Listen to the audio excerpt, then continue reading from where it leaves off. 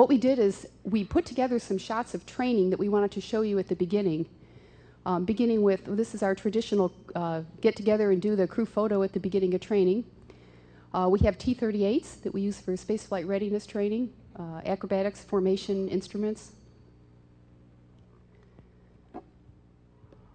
We also have a virtual reality lab. Here, Jim Kelly is doing robotics training with Charlie and Wendy. Soichi's in one of our simulators doing training with the camera for the ET photo. Here he is in the neutral buoyancy lab for EVA training. Steve is doing emergency egress training in the launch and entry suit, and also some tile repair. We did some trips down to the Cape. You see Andy here doing some training on the inspection. He was our lead on the inspection. And Wendy was our lead on transfer. This is the MPLM and transfer training. Her and Charlie worked on that together during the flight. Charlie also worked on the inspection. Here they are practicing the robot arm inspection, and this is the Discovery's wing leading edge that we inspected during the mission. We also inspected in pre-flight. Well, we finally made it to July 26th. This is the Astro van, the walk out of crew quarters, our strap-in. This is the mid-deck. Wendy's getting in her seat. You see Andy in the background, Charlie's in the foreground. And this is the moment we've been waiting for. After many, many years of work, we got Discovery. A lot of tears in people's eyes when we finally put it off. We feel the tower going better than accelerating through 100 miles an hour. Discovery, roll program. Roger, roll, Discovery. A view of the crew in the upper left in the flight deck. We had a camera on our external tank. This is the LOX feed line. You see the ET over to the right, the booster on the left. The purpose of this camera was to watch the any debris that might fall off.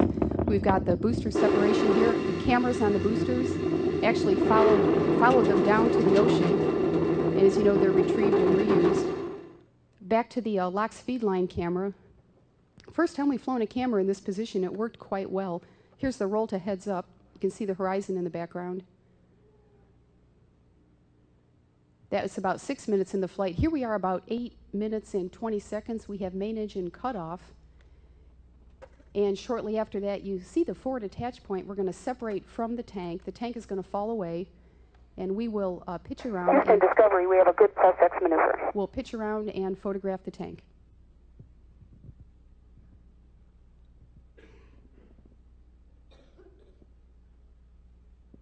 Of course, once we were on orbit, we had to configure for on-orbit operations, so we opened the payload bay doors to expose the radiators, and then got about going to work.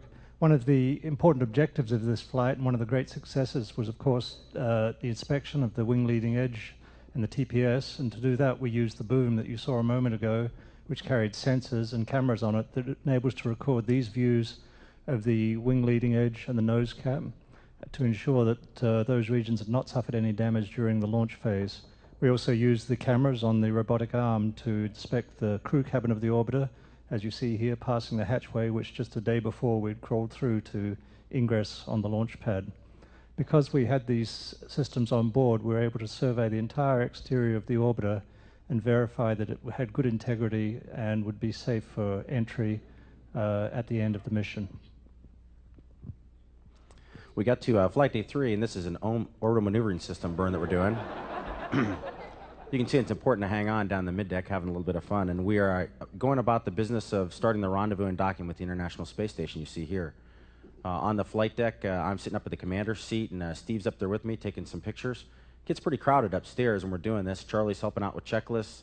Andy is photoing out the top window. Wendy's up there with the handheld laser, and Eileen's on the left flying us up to Space Station. Rendezvous and docking went very well. One of the things that we did on this flight that had never been done before was the rendezvous pitch-around maneuver. And this allowed the people aboard the station, John Phillips and Sergei Kriklyov, to take pictures of the orbiter. And so what Eileen's doing here is pitching us 360 degrees, and the station crew members are taking pictures of the exterior of the shuttle. And it was from these pictures that we were actually able to see the gap fillers that we'd remove later on in EVA-3. But as you can see, this is a shot never before seen from our flight, and it's just absolutely gorgeous. So this is what it looked like to the folks aboard the International Space Station. In parallel, this is what it looked like to us on board the Space Shuttle. This is, we're almost all the way through the maneuver now, coming back up to where the space station is going to be directly above us again. You can see it climbing above the tail as it went back up. From there, Eileen flew the twice orbital rate V-bar approach, and we got up to the front of the station. You can see sunset happening here. And we're actually going to dock with that white circle that's right in the middle of the screen. Here's the aft flight deck. If you look out the window directly above Eileen's head on the left there, you can actually see the International Space Station coming down into view. And the next photo is going to show you as we come down into a docking with the docking system, and we get to a mated configuration.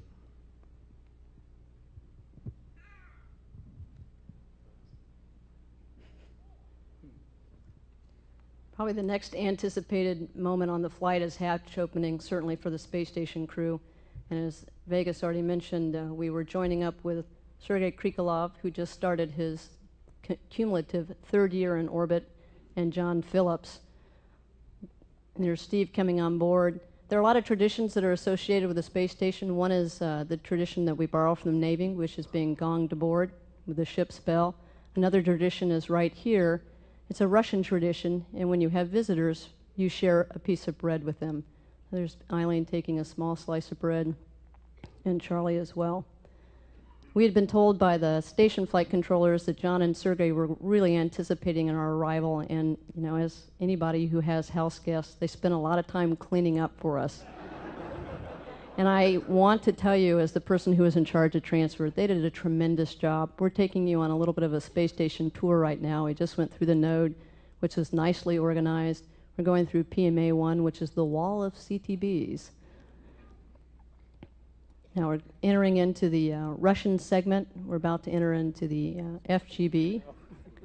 It's not always easy to translate in space, but you get to do fun things like this. So hold on to your seats as we rotate around. The FGB right now is a little bit of a storage area. You can see a lot of the transfer bags that are stored on the floor. But again, John and Sergei have done a great job organizing everything for us. Some areas are small, and so you have a traffic jam. Here's Charlie going high, and our cameraman is going low. And now you're into the service module, which is a great area to hang out. We shared every meal, dinner time that we could with the station crew. And it was a rare opportunity that we had just to hang around for a little bit. You see Sergei and Eileen enjoying a little bit of a break. Those moments were few and far between. And literally, as soon as we got on board the space station, it was time for us to start robotic operations. Vegas and I were the prime space station robotic arm operators. One of the first things we had to do was grapple the boom and hand it off to the shuttle arm, and you saw that maneuver right there. The next flight day, it was time for us to install the MPLM. Meanwhile, down in the mid-deck, EVA folks are preparing for the first spacewalks. Yes, we are doing very hard, degassing the water bag, make sure you can fill the full volume of the water before the EVA. And make sure I put the pants on before we get out. And you can see the big digital camera floating behind us and waving. That's the sign language in Japanese. Thank you.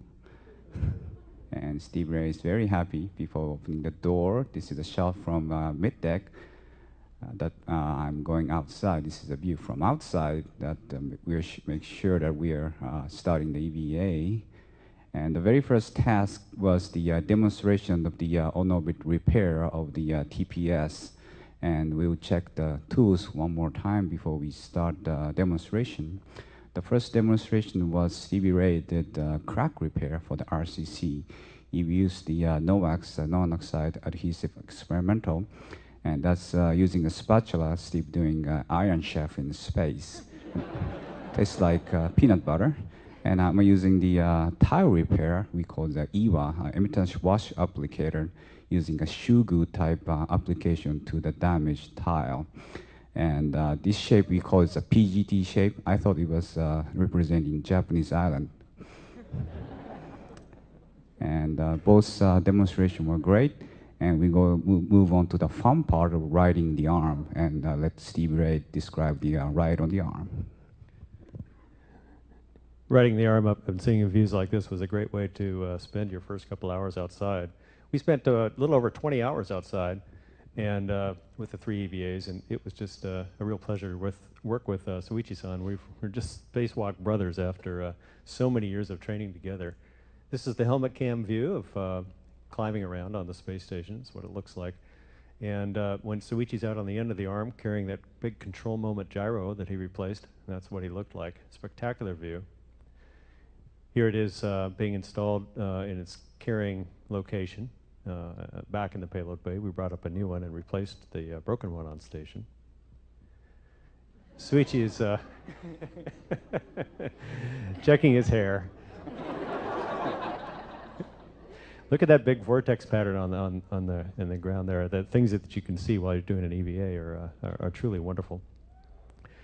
It was time to, if you could look at that little spacewalking guy off the nose of the orbiter, that's EV2 working on moving up to the gap filler. Wendy was flying the arm with Vegas's help.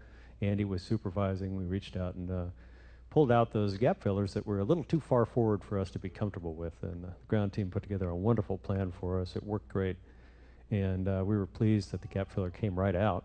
It's a little red RTV on it. That's the stuff that bonds it together, although not perfectly, obviously. And this is Soichi and I were sort of taking pictures of each other as we came back, and this is what the gap fillers really look like. They're sort of a cardboardy type substance. Vegas and I got to do some repair work of our own, only indoors, and this was an RCC plug, reinforced carbon-carbon plug demo, where you would actually repair a hole in the leading edge, and this was a carbon-silicon carbide produced by Thiokol. Here is John Phillips, Vegas, and Wendy putting in one of the payloads we brought up, which was the HRF rack. And John was very happy to get this because that meant he had a legitimate reason to be on station and do work. Now, the real brains behind transfer was Wendy, of course. We were basically her drones, and Wendy, and thanks to Cindy, did a fantastic job. And really the best way to transfer this cargo was basically form a conga line. And when you have several people, this is me tossing some bags which were tossed to me out, and this is going back in, going to Andy. Seems to be a little bit overloaded here. Looks like an old Lucy flick, but and then he's passing them off to Wendy, and of course Eileen was the water person that collected all the water. And here Sergey, Vegas, and I are wrestling with that famous ZSR rack, and we're trying to figure out just how does this thing go together and put it all away, and we actually did figure out how to do that and got it in place before we came home, and I'm happy. Wendy did a masterful job also on the arm, like you heard, and her and Vegas both flew the MPLM and put it back in the payload bay, and of course we had a great time visiting our friends and colleagues in space and eating with them and getting to sign the logbook on the International Space Station. Too bad we had to say goodbye. You notice Eileen is at the hatch, and she's making sure we really do get back on the vehicle and come home.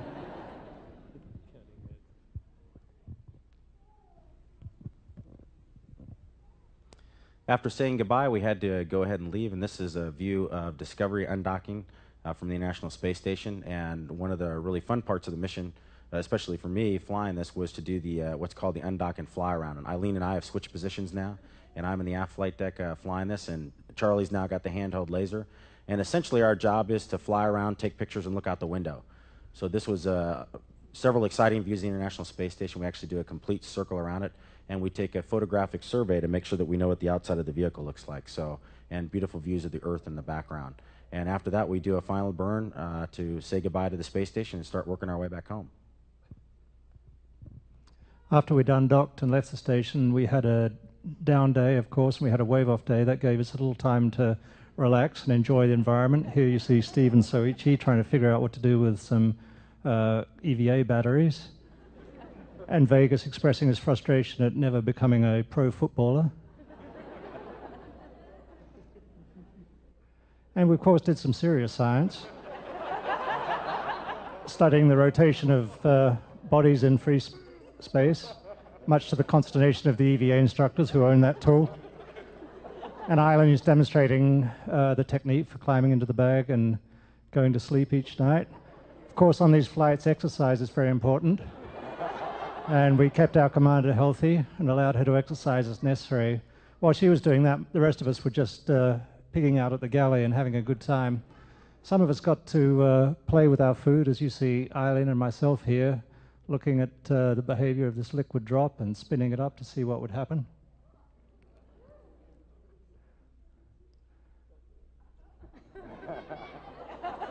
Of course, Soichi watched all this. I don't think he was very impressed. I think at this point he just wished he had a pair of decent chopsticks to catch his food.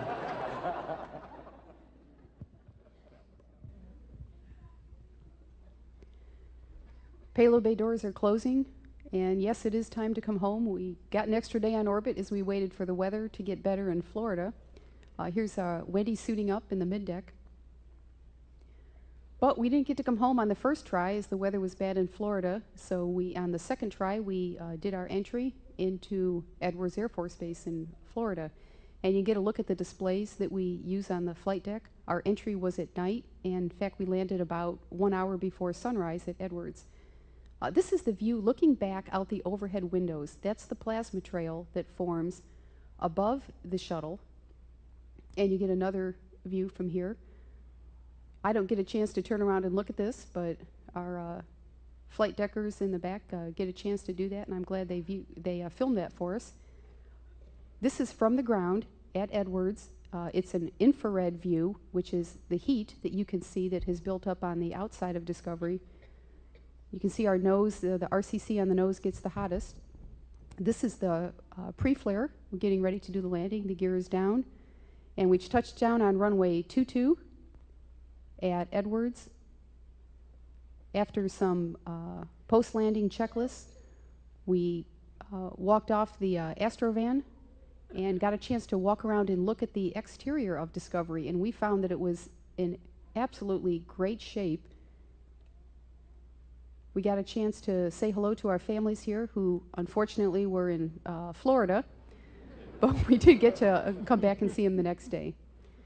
And that's really a great end to a great flight.